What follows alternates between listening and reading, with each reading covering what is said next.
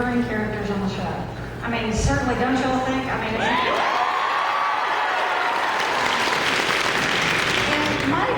this has been a question that I've had for a while, so I have first on my list of things I wanted to ask. Robbie Thompson wrote all of the episodes that you appeared in, except Robbie's amazing, except the last one. And was that deliberate or intentional on his part? As far as do you know? And I mean, given what occurs, am I giving away any spoilers here? I mean, if somebody's here who hadn't seen all the episodes, I'm sorry, you are misinformed. You will be spoiled. You may take the next 5 seconds to run screaming from the room. Nope, anybody? Okay, great. Yeah, and that just struck me when I saw that, and I thought, oh, I bet that he was just like, I can't bear to say goodbye to this character. You know, I can't project what happens in behind the wheels of a big television show like that. I can just say that every single word that Robbie created this character that was so beautiful on the page, and in fact, I didn't even I couldn't take a job the month that they actually approached me many years ago to do this part, and when I read that script, I was like, well, I'm doing it. It was the month that I was launching my company, and after, I was like, definitely not the time to be adios, I'm going to Canada.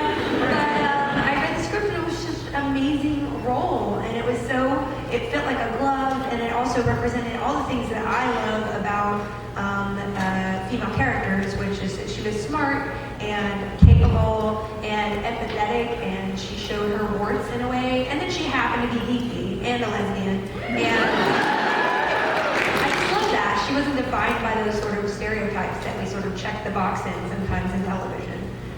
Lesbian, check. The geek, check. I don't like that because we're not defined by those things about us. We are much more, and he was able to embody a character I couldn't wait to play, and I got to do it for many years. So, as far as your question, I guess I should go back to that.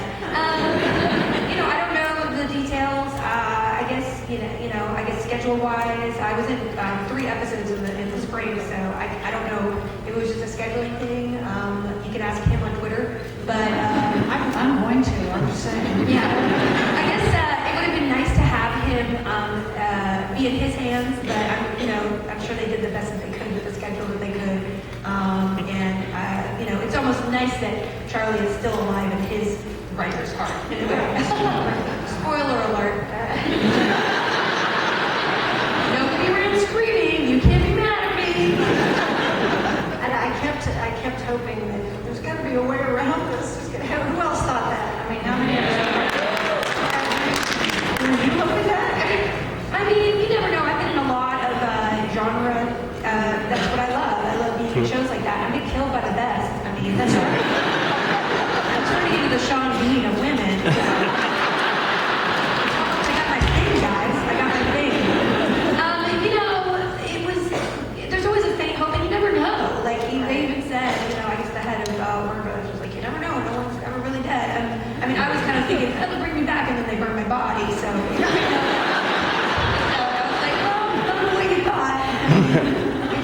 It's fine, when you're on a TV show, you can't, you're just part of their overall story, and, I was blessed to be on the show as long as I did, so, I just always love Robbie, because he created this awesome character I love, and I got to play. Well, we all loved her. Now, the relationship between Charlie and Dean was so special. That was something I think it was something he really needed. And as well as Charlie. And do you have any comments about that whole thing, or how did that affect you, or the character and you as an individual? Yeah, I really love the relationship that evolved between Dean and Charlie. And she is a really interesting character. We get a lot of her backstory about how she really has kept herself secret her whole life, and she'd never been her authentic self to anyone.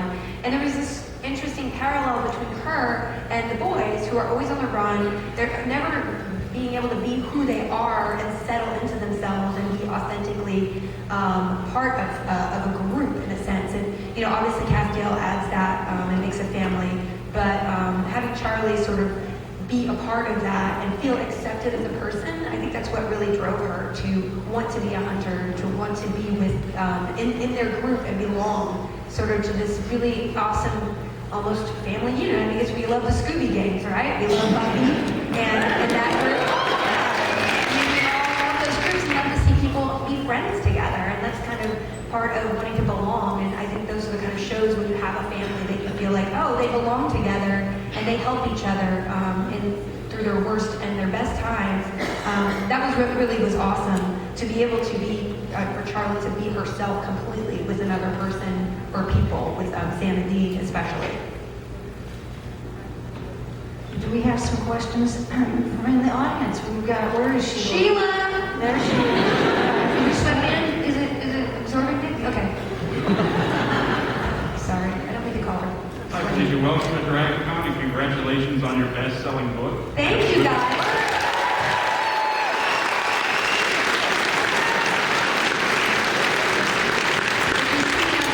You probably are surprised I have a book because I haven't posted about it at all.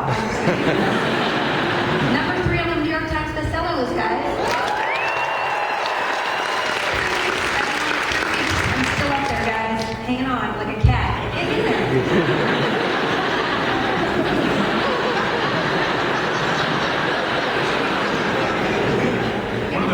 I particularly loved about the book was how you shared personal experiences that helped drive your body of work.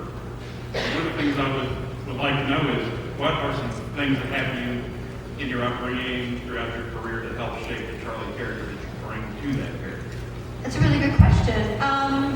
I think my outsiderness, in my book I talk a lot about how I was raised, and I was raised as a homeschool kid, and I didn't really have a lot of friends. I was kind of isolated, playing video games, reading fantasy novels, and watching TV, and my mom grew me in a bubble. Kind of like, one of those little things where you put succulents and you just hang it there and you're like, oh, that's great. That's how I grew up. So I definitely have always been on the outside looking in my life. And I do think that helped inform Charlie because, her backstory wasn't totally filled out when I saw her on the page at first. But certainly that sense that she had secrets because she was she's a hacker. She was stealing money and funneling it from a corporation into a charity, and all these other little things. And I did associate with that sort of having a part of you hidden or not accepted by everybody. And I think that's part of the beautiful journey that she went through, is that she was able to show that hidden part of her and be honest with people in her life, like Sam and Dean, and that's when she felt like, hey, I really want to stay in this world because I actually feel accepted. I feel clean in a sense that I've come clean to somebody and shown them all I am, and I'm not rejected for it. And I think that's something that is a universal in my life, because I always have felt like kind of a weird person and an outsider, and it's a theme in my work, so that no one should ever feel like they need to keep a key part of themselves hidden in order to be accepted, because those people aren't really accepting you. So that's what's wonderful about Charlie, and why it was so much fun playing her and peeling back her layers.